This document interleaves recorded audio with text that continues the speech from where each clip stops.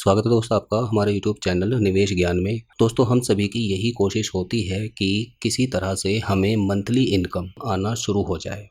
अगर आप इन्वेस्टमेंट करके मंथली इनकम प्राप्त करना चाहते हैं तो उसके दो तरीके हैं। पहला कि आप छोटा छोटा अमाउंट जमा करते चले जाएं किसी स्कीम के अंदर, और जब एक बड़ा कॉर्पस इकट्ठा हो जाता है तो वहाँ से आपको मंथली इनकम आना शुरू हो जाती है। LIC के अंदर भी इस तरह की स्कीम्स हैं जहाँ पर आप छोटा छोटा अमाउंट जमा करते हैं, उसके बाद 10 या 15 साल के बाद में आपको फिक्स पेंशन आना शुरू हो जाती है। दूसरी तरफ कुछ एक ऐसी स्कीम्स होती हैं जहाँ पर आप लमसम यानी स्टार्टिंग में ही एक साथ पैसा जमा कर देते हैं और वहाँ से आपको फिक्स इनकम आना शुरू हो जाती है। तो पोस्ट ऑफिस के अंदर मंथली इनकम स्कीम है जहाँ पर जो पैसा आप एक साथ जमा कर देते हैं तो वहाँ पर आपको 7.4% का इंटरेस्ट मिलता है जो पैसा आप जमा करते हैं उसके ऊपर, और वहाँ से आपको मंथली बेसिस पर उस इंटरेस्ट को वापस दे दिया जाता है। 5 साल का उस स्कीम का टेन्योर होता है। 5 साल के बाद में आपको आपका पैसा वापस दे दिया जाता है। अब दोस्तों अगर हम म्यूचुअल फंड के थ्रू बात करें तो म्यूचुअल फंड के अंदर भी दो तरीके से आप फिक्स मंथली इनकम प्राप्त कर सकते हैं। पहला तरीका कि आप छोटा छोटा अमाउंट SIP के रूप में किसी म्यूचुअल फंड के अंदर जमा करते जाएं, वहाँ पर आपको कुछ सालों के बाद में एक बड़ा अमाउंट इकट्ठा हो जाएगा। देन उसके बाद आप मंथली इनकम उस फंड के अंदर लगा सकते हैं या किसी और फंड के अंदर उस पैसे को ट्रांसफ़र करके मंथली इनकम प्राप्त कर सकते हैं। और दूसरा तरीका यही है कि आप एक साथ किसी म्यूचुअल फंड के अंदर पैसा इन्वेस्ट कर दें और वहाँ पर आप मंथली इनकम प्राप्त कर सकते हैं। तो म्यूचुअल फंड के अंदर जब हम मंथली इनकम की बात करते हैं तो म्यूचुअल फंड में इस टर्म को SWP यानी सिस्टमेटिक विड्रॉवल प्लान कहा जाता है।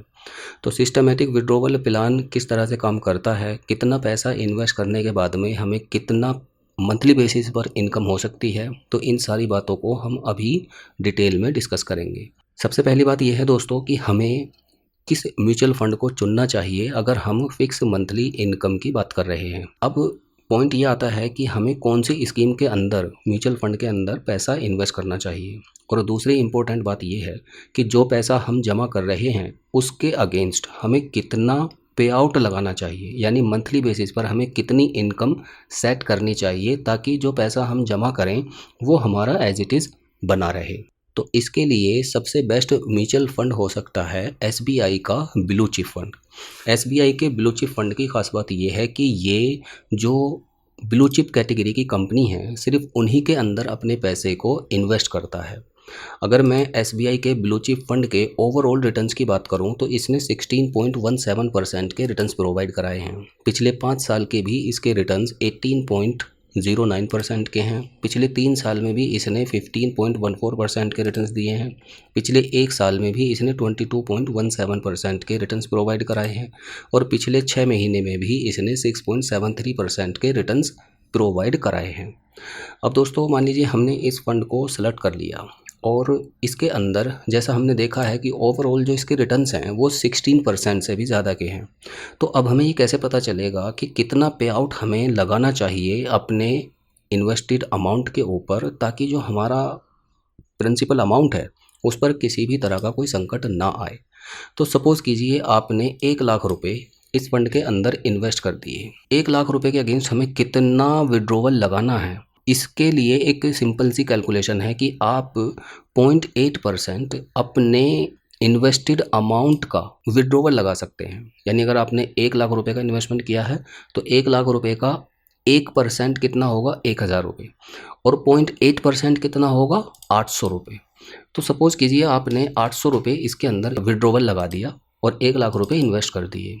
अब दोस्तों 16% ये फंड रिटर्न्स प्रोवाइड करा रहा है हिस्टोरिकल, जैसा हमने देखा है।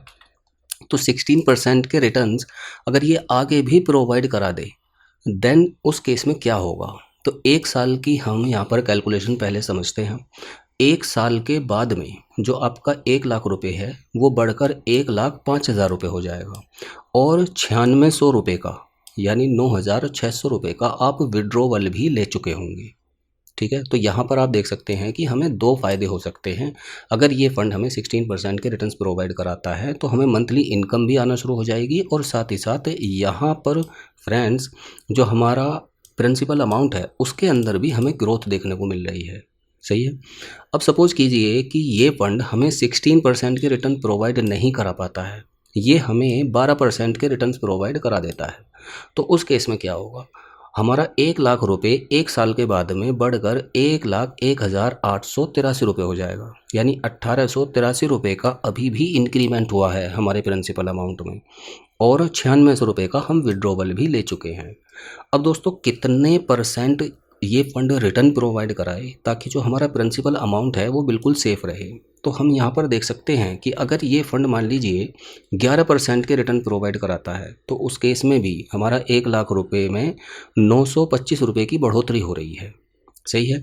अगर ये फ़ंड सपोज़ कीजिए 10% के रिटर्न्स प्रोवाइड करा देता है तो 10% के रिटर्न पर और 0.8% का हमने विड्रॉवल लगा रखा है, तो हमारा 1,00,000 रुपये अब 99,968 रुपये हो जाएगा। तो यहाँ पर नाम मात्र को ही दोस्तों बदलाव देखने को मिला है। हमारा फंड अभी भी ऑलमोस्ट एज इट इज़ बचा हुआ है, जबकि हमने 1 साल में 9600 रुपये का विड्रॉवल भी ले लिया है।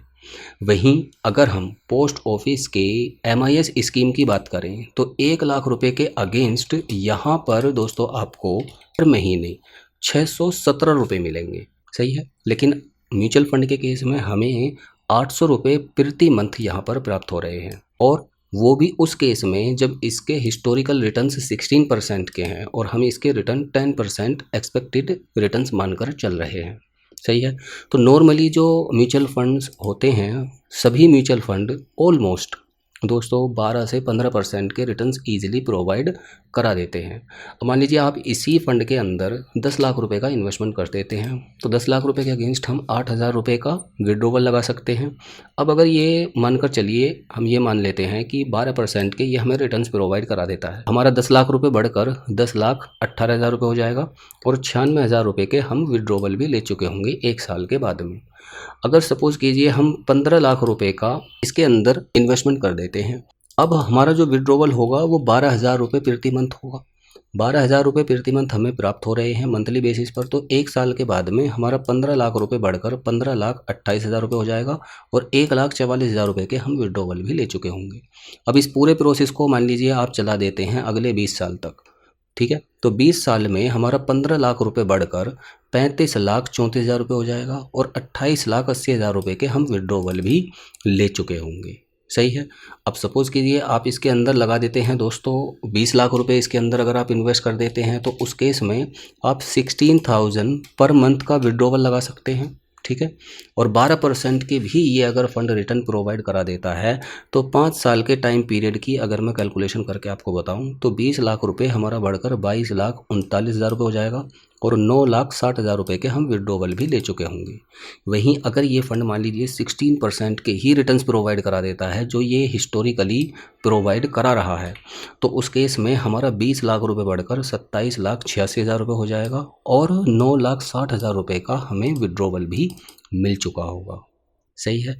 तो ये पूरा प्रोसेस इस तरीके से काम करता है। म्यूचुअल फंड के अंदर अगर आप मंथली इनकम प्राप्त करना चाहते हैं तो आप इस तरह से अपनी फिक्स इनकम सेट कर सकते हैं। इससे रिलेवेंट अगर आपका कोई क्वेश्चन है या क्वेरी है तो नीचे कमेंट करके आप पूछ सकते हैं, मैं उसका जवाब आपको ज़रूर दूंगा। धन्यवाद।